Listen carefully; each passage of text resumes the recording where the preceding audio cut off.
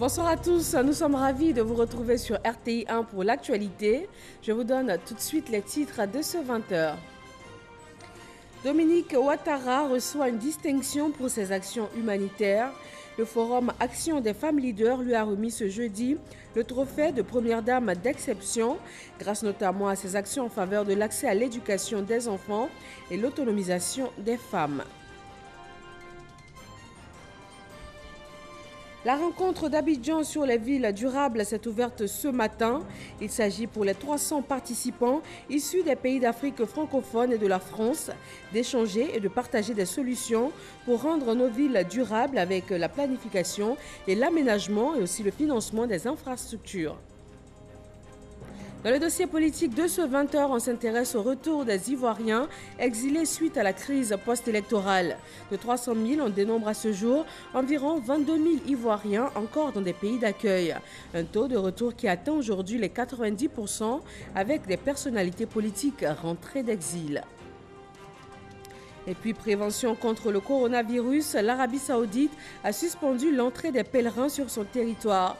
Les voyageurs avec un visa de tourisme provenant d'un pays touché par le virus sont aussi concernés par cette mesure temporaire. Bonsoir à tous, merci de nous rejoindre pour ce journal sur RTI 1. Le Forum africain des femmes leaders a remis ce jeudi le trophée de première dame d'exception à Dominique Ouattara. La première dame de Côte d'Ivoire reçoit cette distinction en raison de ses actions humanitaires qui portent essentiellement sur l'accès à l'éducation pour les enfants et sur l'autonomisation des femmes. Mahama Traoré et Abiba Dambélé. Pour l'ensemble de son engagement humanitaire, Dominique Ouattara, présidente de la fondation Children of Africa, reçoit le trophée de première dame d'exception, une distinction décernée par le Forum africain des femmes leaders et reçue des mains de Mme Catherine Samba Panza, présidente exécutive de l'Observatoire panafricain du leadership féminin, aussi ex-première dame de transition de la République centrafricaine. Un jour, par la magie de la vie, j'ai vu Children of Africa. J'ai vu une initiative incroyable qui consiste à donner les mêmes chances de réussite à tous les enfants, filles et garçons, peu importe leur statut social. J'ai vu également l'hôpital mère-enfant à Bingerville. Mes yeux ont vu des enfants naître dans les meilleures conditions. Vous êtes une femme leader à plus d'un titre. Vous méritez incontestablement notre reconnaissance et cela à tous les échelons de la vie. La première dame de Côte d'Ivoire est un modèle, est un exemple de femme leader qui s'investit pour sa communauté, pour sa population. Et au niveau du FAFEL, nous avons estimé qu'il fallait lui rendre hommage et surtout faire savoir ce qu'elle fait pour les femmes, pour les enfants, pour les jeunes et pour les autres femmes leaders qui sont sur le terrain. Au nombre des actions qui motivent cette distinction, le Fonds d'appui aux femmes de Côte d'Ivoire, FAFSI, initié par la première dame en 2012, ce fonds permet à ce jour à plus de 210 000 femmes d'accéder à des microcrédits. Pour la première dame de Côte d'Ivoire, Dominique Ouattara, cette énième distinction traduit la reconnaissance des efforts menés par la fondation Children of Africa en faveur des plus démunis. Elle encourage les initiateurs de ce prix à promouvoir le leadership féminin. Par le dynamisme du Forum africain des femmes leaders, vous donnez de l'écho à la voix des femmes et leur offrez l'opportunité d'exprimer tout leur potentiel. En seulement 4 années d'existence, vous avez réussi à faire de ce forum une plateforme de référence pour les femmes leaders du continent et je vous en félicite. J'ai foi qu'avec des initiatives telles que le Forum africain des femmes leaders, le leadership féminin sera davantage reconnu et mieux exploité. Le Forum africain des femmes leaders est à sa 4e édition. Les assises se déroulent à Abidjan du 27 au 29 février sous le thème « Leadership féminin et participation aux instances de prise de décision ». Les rencontres d'Abidjan sur les villes durables se sont ouvertes ce matin. Environ 300 participants d'Afrique francophone et de la France échangent et partagent des solutions en vue de rendre les villes africaines durables. Ces rencontres en prélude au sommet Afrique-France du mois de juin prochain. Herman Guivet. Plus de 300 participants, 32 pays représentés, 100 intervenants de haut niveau. Le gouvernement de Côte d'Ivoire presque au complet. Les rencontres d'Abidjan sur les villes durables se sont ouvertes ce jeudi en présence du Premier ministre, ministre du Budget et du portefeuille de l'État, Amadou Gon Coulibaly. Une fierté pour la Côte d'Ivoire d'accueillir sur son sol un tel événement, un événement qui se tient en prélude au sommet Afrique-France, qui se tiendra dans la ville de Bordeaux du 4 au 6 juin prochain. Mobilité infernale en mégalopole, bidonville qui pousse comme des champignons et qui offre à ciel ouvert de potentiels candidats à l'immigration clandestine et à la radicalisation. Comment les villes africaines doivent-elles faire face à la démographie galopante dont elles sont l'objet? Pour répondre à cette croissance urbaine inéluctable, il faudra financer et construire plus de villes et d'infrastructures que ce qui a été construit en Chine à ce jour. Il me semble que c'est avant tout en s'entendant sur une vision stratégique commune sur la ville durable africaine que nous arriverons à structurer des éléments de réponse aux défis qui se lèvent devant nous, et c'est ce que nous ferons durant ces 2 journées. C'est également en engageant un dialogue constructif, mobilisant l'ensemble de l'écosystème de la ville, que nous arriverons à identifier les solutions possibles et adaptées à nos contextes et à nos territoires. Et votre mobilisation de ce jour démontre l'intérêt de tous et de toutes les parties prenantes à le faire. Une vision partagée par les presque 3000 collectivités territoriales de l'espace UEMOA, Union économique et monétaire ouest-africaine, représentée par une forte délégation. Il faut donc avancer, rassembler pour atteindre les objectifs fixés. Et ce pré-sommet entend poser les jalons de cette vision commune.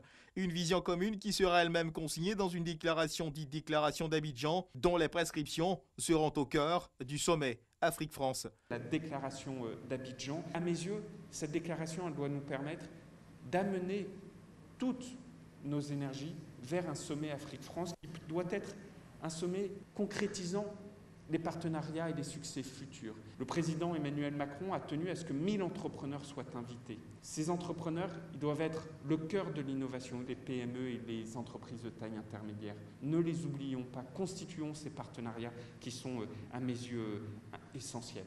Le Premier ministre Amadou Gon Coulibaly se réjouit de la tenue d'un tel sommet à Abidjan. Monsieur le ministre vient de Normandie, qui avait été l'un des principaux acteurs du C2D, le contrat de désendettement et de développement de notre pays. Je voudrais saisir donc cette occasion pour émettre le souhait, au nom du gouvernement ivoirien, que dans le cadre du 3e CDD, la problématique de la ville durable puisse être incluse comme étant une priorité. Conscient du fait qu'il faut se concentrer davantage sur les possibilités qu'offre l'urbanisation en termes de prospérité et de bien-être accru au niveau national et local, ils sont nombreux, les décideurs qui, à l'échelle mondiale, régionale et nationale, admettent désormais que l'urbanisation est non seulement inévitable, mais constitue aussi une force considérable de transformation. C'est l'option que son Excellence M. Alassane Ouattara, président de la République de Côte d'Ivoire, a choisie en créant le ministère de la Ville en juillet 2018. Le sommet Afrique-France à venir sera une occasion inédite où des centaines d'entreprises africaines et françaises présenteront les réponses possibles aux défis urbains. Fourniture de services de base, mobilité, agriculture citadine, vie pratique, art urbain, vie connectée, ainsi que les pistes de financement. En attendant, je fonde l'espoir que des travaux d'Abidjan sortiront donc des réponses innovantes et durables pour la transformation des villes en général et de notre continent en particulier. 2 jours, 10 sessions d'échange, 7 thématiques, un rassemblement exceptionnel des acteurs des villes et territoires durables à Abidjan. Après cette cérémonie d'ouverture, des participants, dont le ministre français auprès de la ministre de la Cohésion des territoires et des relations avec les collectivités territoriales chargées de la ville et du logement, ont été reçus par le Premier ministre Amadou Gon Coulibaly. Julien de Normandie a salué l'engagement de la Côte d'Ivoire à définir les villes du futur, ce qui va permettre aux populations de s'épanouir dans des villes durables, respectant les principes du développement durable et de l'urbanisme écologique. L'opération d'enrôlement pour l'obtention de la carte nationale d'identité est en cours sur le territoire ivoirien depuis la semaine dernière. Aujourd'hui, le président du Sénat, Jeannot Ahoussou-Kouadio, s'est fait enrôler à Didiéville dans le centre ivoirien. Kader Sogodogo. Didier Vi, le président du Sénat, Jeannot Ahoussou-Kouadio, est accueilli à l'entrée de la ville par les forces vives de la localité. À la sous-préfecture, le patron du Sénat va procéder à son enrôlement en vue de la confection de sa nouvelle carte nationale d'identité. Un acte républicain que tous les Ivoiriens sont invités à imiter sans préjugés. Je vais renouveler ma carte d'identité conformément aux nouvelles procédures instituées par le gouvernement. Ça n'a rien à voir avec l'élection. Chaque citoyen doit avoir une carte nationale d'identité. Dans un pays, il faut, dans toutes circonstances, dire qui vous êtes. Il n'y a pas une idée cachée derrière pour dire qu'on ne veut pas donner des pièces d'identité parce qu'il y a les élections, on veut faire de la rétention. Non, la confiance est là aujourd'hui, la confiance à tout point de vue, confiance, la communauté internationale. Nous devons nous-mêmes en tant qu'Ivoiriens réinstaurer la confiance entre nous, avoir confiance en nos autorités qui sont là pour le bonheur du peuple ivoirien. La couverture maladie universelle est un autre programme à l'agenda du patron du Sénat. Le monde rural n'est pas en reste. Le président du Sénat offre l'opération aux 420 chefs traditionnels du Bélier, sa région d'origine. Je suis sénateur élu de la région du Bélier et donc je me dois de donner l'exemple. Je me dois aussi de faire participer nos chefs, les gardiens de la tradition. C'est ceux qui constituent le dernier levier, la stabilité dans nos régions, dans nos villages. Donc je leur offre une année de soins. Pour cette opération, les premiers bénéficiaires ont pu recevoir leur carte des mains du donateur. On reste avec le président du Sénat qui a reçu l'ambassadeur d'Israël en Côte d'Ivoire. Ils ont parlé de coopération entre leurs deux pays et du processus électoral ivoirien en cours. L'État d'Israël réaffirme son soutien et son appui à la Côte d'Ivoire en cette période électorale. Dans le secteur des mines, les 2/3 de la Côte d'Ivoire sont couverts par des formations riches en minéralisation. En 2019, le secteur a enregistré un chiffre d'affaires de 761,995 milliards de francs CFA, soit une hausse de 30,76 milliards par rapport à 2018. C'est le bilan dressé par le ministre Jean-Claude Kouassi lors des rendez-vous du gouvernement ce jeudi. Francis Boifo. Le dispositif de répression des infractions au code minier a permis de lutter efficacement contre l'orpaillage clandestin en 2019. C'est le ministre des Mines et de la Géologie, Jean-Claude Kouassi, qui l'annonce. En un an, 222 sites d'orpaillage clandestin qui ont été effectivement traités, 139 personnes interpellées et déférées devant les tribunaux, du matériel saisi, 57 condamnations à la prison ferme, et puis 31 clandestins étrangers interdits de paraître sur le territoire ivoirien. Les amendes dues aux condamnations ainsi que les dommages et intérêts s'élèvent à 3,518 milliards de francs CFA. Le ministre Jean-Claude Kouassi ajoute que le gouvernement va redoubler d'efforts pour mettre fin à l'orpaillage clandestin et moderniser le secteur minier en pleine croissance. 761,995 milliards de francs CFA de chiffre d'affaires en 2019 contre 582,298 milliards en 2018, soit une hausse de 30,76%. 13 993 emplois directs contre 13 327 en 2018, soit une hausse de 5%. La production d'or se fixe à 32,568 tonnes en 2019 contre 24 tonnes et demie en 2018, soit une hausse de 33%. Les recettes fiscales issues des activités minières en 2019 s'élèvent à 94,562 milliards de francs CFA contre 65,841 milliards de nos francs, soit une hausse de 43,62%. Le ministre des Mines et de la Géologie a l'ambition de faire du secteur minier le deuxième pilier économique de la Côte d'Ivoire. Il privilégie la promotion du contenu local en vue d'accroître la part des nationaux dans la chaîne de valeur des activités minières. C'est désormais une tradition au Salon international de l'agriculture de Paris. À chaque édition, une journée est dédiée à la Côte d'Ivoire. Cette année, un accent particulier a été mis sur l'agriculture ivoirienne face aux défis de la modernisation. Mamadou Kouassi, depuis Paris, la capitale française.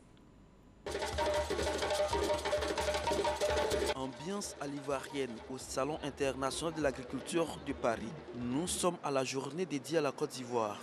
Une occasion de promotion des produits des terroirs ivoiriens, notamment le cacao, l'escargot, la noix de cajou et le beurre de karité. En plus du volet socio-culturel, la journée ivoirienne aussi à 2020, c'est aussi l'aspect scientifique, avec des conférences publiques. Occasion pour le directeur général de la planification, des statistiques et des projets d'exposer sur l'agriculture ivoirienne face aux défis de la modernisation. Une intervention qui s'inscrit dans le cadre des actions de promotion du PNIA 2. Un programme du gouvernement qui vise à promouvoir, selon le conférencier, les réformes agricoles et surtout la mécanisation à travers des agropoles. C'est de donner un contenu à la modernisation. Il faut que les gens sentent quelque chose pour pouvoir effectivement adopter tous les services et consorts qu'on va leur envoyer. Donc on a pensé qu'il fallait passer par l'entrepreneuriat au niveau du secteur agricole pour pouvoir faire ça. Dans les agropoles, on va créer des agripreneurs. On va mettre en place, installer des agripreneurs. Donc dans chaque agropole, on va prendre à peu près 1000 personnes et ces 1000 personnes seront formées. Le ministre des Ressources animales et halieutiques, Moussa Dosso, et Kobenon Kouassi Adjoumani, en charge de l'agriculture, sont revenus sur la nouvelle politique du gouvernement ivoirien pour la valorisation des produits agricoles. Une politique qui passe selon eux par la transformation locale des produits agricoles, de quoi inciter les opérateurs économiques à investir en Côte d'Ivoire. Bovin, on a un gros déficit en Côte d'Ivoire. C'est la même chose dans les caprins. Et au niveau du porc, là n'en parlons pas, la Côte d'Ivoire produit à peine 10-15% de ses besoins. Donc là, il y a un gros potentiel et j'invite bien sûr tous les acteurs français dans ces secteurs. Ils peuvent faire les déplacements pour venir voir les opportunités que nous offrons. Notre politique aujourd'hui, c'est de faire en sorte que ce que nous produisons puisse être consommé au niveau local. Donc il faut vulgariser la consommation, par exemple, du chocolat, du café, mais dans les universités, dans les écoles. Donc c'est cette politique-là que nous devons faire pour rendre durable notre cacao. Cette rencontre scientifique a vu la mobilisation de plusieurs chefs d'entreprise et patrons d'institutions de laboratoires et de recherche. Tous venus s'informer sur la politique d'investissement dans le domaine agricole en Côte d'Ivoire. Retour en Côte d'Ivoire pour le dossier politique de ce 20h. De 300 000 exilés dus à la crise post-électorale, l'on compte à ce jour environ 22 000 Ivoiriens encore dans des pays d'accueil. Le dernier convoi de retour d'exilés date de tout juste 2 jours, le 25 février dernier. La direction d'aide et d'assistance aux réfugiés et apatrides et le HCR ont accentué depuis 2019 ces opérations de retour, permettant d'atteindre ainsi un taux de 90%. Michel Digré s'intéresse à ces opérations de retour volontaires dans le dossier politique.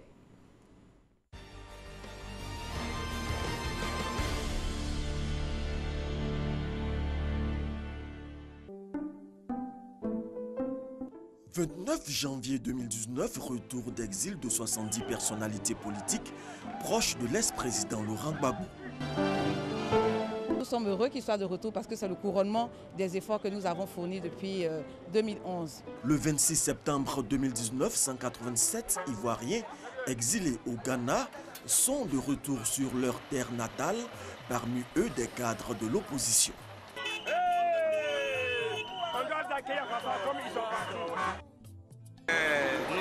le gouvernement est là pour nous accueillir, nous venons pour la réconciliation. Au cours de l'année 2019, ce sont 42 convois qui ont été organisés par le HCR et la DARA, la Direction d'aide et d'assistance aux réfugiés et apatrides, pour le rapatriement de plus de 3000 exilés. Le résultat, en fait, il a été d'abord obtenu par mettre en place un cadre juridique qui permet ce rapatriement. Donc, je veux dire que les accords tripartites ont été signés avec tous les pays d'asile, donc entre le gouvernement de Côte d'Ivoire, le HCR et le gouvernement des pays d'asile. Donc, ce cadre juridique a permis de garantir le rapatriement de ces personnes. Comme vous le savez, le contexte national se prêtait déjà au retour de nos compatriotes, notamment des personnalités dont vous parlez. Parce qu'il faut noter que le chef de l'État, son Excellence M. Alassane Ouattara, a à maintes reprises tendu la main à nos compatriotes qui étaient encore en exil. Il leur a maintes fois demandé de reprendre, de regagner le chemin du retour. Et je pense que c'est déjà un point fort et un élément assez important qui a pu jouer justement dans leur décision de retour. À cela, il faut ajouter la signature par le chef de l'État qui, pour joindre l'acte à la parole, a, en août 2018, pris une ordonnance justement portant amnistie. Et donc, je crois que c'est aussi un second élément qui a pu jouer en faveur justement de ces retours que vous constatez là. À la suite de la crise post-électorale de 2011, 300 000 Ivoiriens sont en exil. Fin 2019, environ 90% des exilés ont regagné le pays. Quelle a été pour ces dernières années la recette pour atteindre ce résultat? Nous avons mené cette année près de 6 missions d'information et de sensibilisation auprès justement de nos compatriotes. Nous sommes allés jusque dans les camps de réfugiés. Nous avons expliqué à nos compatriotes toutes les mesures qui ont été mises en place par l'État de Côte d'Ivoire pour faciliter leur retour. Et nous leur avons donné la situation sécuritaire en Côte d'Ivoire. Ils ont eu des informations sur la question de l'emploi avec le volet emploi jeune. Ils ont eu également des informations sur le volet justement qui est géré par le ministère de la Défense, notamment la restitution des biens qui sont illégalement occupés. Et je pense que toutes ces garanties-là qui leur ont été données par rapport à toutes les préoccupations qui les concernaient sont autant d'éléments qui ont favorisé et qui ont pu justement booster les retours que nous avons constatés cette année. Mettre en place des mesures de nature à faciliter la réinsertion socio-économique des exilés, la recette s'est avérée donc efficace. Parmi ces exilés, des fonctionnaires de l'État de Côte d'Ivoire, ils ont bénéficié d'une assistance. Une fois qu'ils arrivent, essentiellement, ce que la DARA fait, c'est de les orienter vers les ministères techniques qui sont habilités à les recevoir. Et il faut reconnaître que pour les fonctionnaires, le ministère de la fonction publique a beaucoup œuvré dans ce sens-là, nous a beaucoup aidé, entre guillemets, je dirais, parce que des efforts ont été faits pour que beaucoup de fonctionnaires puissent reprendre leur travail. Et la DARA fait essentiellement, continue de faire des plaidoyers. Nous recevons encore des dossiers, nous faisons des plaidoyers auprès des différents ministères techniques pour qu'ils puissent réintégrer nos compatriotes de retour d'exil. Les élèves de retour d'exil ne sont pas oubliés.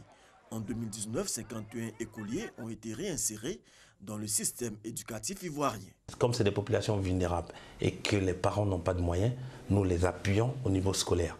Donc même on les assiste même jusqu'aux maîtres de maison pour lesquels on donne des subventions pour qu'ils puissent obtenir des maîtres de maison pour essentiellement ceux qui sont dans les classes d'examen. La politique de la DARA n'est pas de faire des rapatriés des éternels assistés. Après 3 mois, ils devraient être capables de se prendre en charge. Quand ils viennent, ils veulent déjà être pris en charge totalement. Or, on sait qu'ils reviennent chez eux. C'est là le problème. Ils n'arrivent pas à cerner clairement cette partie-là. Quand ils reviennent, nous, on a une marge d'assistance. Après, ils sont chez eux. Ils doivent se prendre en charge. C'est vrai, on les accompagne, mais ça doit s'arrêter. Pour cette année 2020, 2 convois ont déjà été organisés. L'un en provenance du Libéria et l'autre du Ghana. Nous pensons que nous avons enterré la hache de guerre. Nous allons nous battre et représenter dignement notre pays dans tout secteur. À ce jour, plus de 272 000 exilés ivoiriens ont regagné le pays. 22 000 sont toujours enregistrés dans des pays d'accueil, notamment au Ghana, en Guinée, au Libéria, au Mali et au Togo. Voilà le dossier politique de ce 20h consacré au retour volontaire des exilés ivoiriens. On s'intéresse au processus électoral. Les commissions électorales de représentation diplomatique seront bientôt installées. 19 pays ont été choisis sur la base de la forte représentativité de la population ivoirienne y résidant. Michel Digré. Les commissaires centraux, avec à leur tête le président de la CEI, effectueront une mission d'installation des commissions électorales des représentations diplomatiques CERD à partir du 4 mars prochain. Ils sillonneront certains pays d'Amérique du Nord, d'Europe et d'Afrique. En ce qui concerne les commissions électorales des représentations diplomatiques CERD, il faut rappeler que 19 pays ont été choisis sur la base de la forte représentativité de la population ivoirienne y résidant. Au cours de cette mission, les commissaires superviseurs procéderont à l'élection des bureaux des CERD, à la formation de leurs membres et ensuite à des rencontres de sensibilisation avec la diaspora ivoirienne résidant dans les différents pays visités. Cette mission s'inscrit dans la lettre et dans l'esprit de l'article 30 de la Constitution ivoirienne qui dispose l'État assure la participation des Ivoiriens résidant à l'extérieur à la vie de la nation. La CEI invite les Ivoiriens de la diaspora à se préparer pour s'inscrire massivement sur les listes électorales en vue de participer à l'élection du président de la République en octobre 2020. L'installation des commissions électorales des représentations diplomatiques concerne 9 pays d'Afrique, 2 d'Amérique du Nord, 7 d'Europe. Le 19e pays, qui est le Togo, n'abritera pas de CERD, mais accueillera un lieu de vote. La haute direction du RHDP a réuni les membres de la direction exécutive, les coordonnateurs régionaux et aussi les responsables des structures spécialisées. À l'ordre du jour, le bilan des activités sur le terrain et aussi l'évaluation des orientations données par le président du parti, Abou Sanogo. Le directeur exécutif du RHDP, les membres de la direction exécutive, les coordonnateurs régionaux, les ministres RHDP, les présidents des structures spécialisées font le point de leurs activités. Un mini-séminaire donc pour évaluer à mi-parcours les orientations données par le président du directoire lors de la cérémonie de présentation de vœux de nouvel an au président du RHDP, Alassane Ouattara. L'implantation effective du parti sur l'ensemble du territoire national, l'accompagnement des militants du RHDP et des Ivoiriens à s'enrôler en vue de l'obtention de leur carte nationale d'identité et traduit en acte la politique de proximité du RHDP. En somme, toutes les composantes qui permettent de gagner les élections en octobre prochain ont été passées au peigne fin. Ça a été pour nous un mini-séminaire qui nous permet aujourd'hui de repartir à nouveau sur le terrain, de repartir vers nos compatriotes pour donc non seulement consolider les acquis, mais de leur faire de nouvelles propositions parce que notre victoire de 2020 passe par la consolidation des acquis, mais par les perspectives aussi. Donc nous avons travaillé et ça a été un travail qui a reposé sur la recherche de l'efficacité et de l'efficience de nos ressources, aussi bien humaines, matérielles et financières. Le RHDP veut ratisser large au-delà des militants RHDP. Le RHDP sera encore plus fort donc, de ce séminaire et je pense que dans les mois à venir, dans les jours à venir, les gens verront un RHDP encore plus conquérant. Chacun a fait son bilan et on nous a apporté les réglages nécessaires afin qu'au niveau du directoire et de la présidence du parti, on puisse prendre les dispositions nécessaires pour la continuation jusqu'à la victoire du 31 octobre au premier tour. C'est vrai que beaucoup d'actions sont menées sur le terrain, mais il faut nécessairement s'arrêter pour évaluer l'ensemble de nos actions, recadrer un certain nombre d'activités afin que les coordonnateurs régionaux que nous sommes puissions mieux nous organiser afin que nous puissions gagner cette élection telle que l'a souligné le président de la République et le président de notre parti. Le directoire du RHDP se réunira lundi pour entendre le rapport du directeur exécutif sur le parcours et voir les perspectives. Hors de nos frontières, pour terminer, face au coronavirus, l'Arabie Saoudite a suspendu temporairement l'entrée des pèlerins sur son territoire. Les voyageurs avec un visa de tourisme qui proviennent d'un pays touché par le virus sont eux aussi concernés par cette mesure. Des procédures sont temporaires et sont assujetties à l'évaluation continue des autorités sur place. Merci d'être resté avec nous pour ces 30 minutes d'information. Retrouvez-nous également sur notre site rti.ci. Très bonne fin de soirée à tous.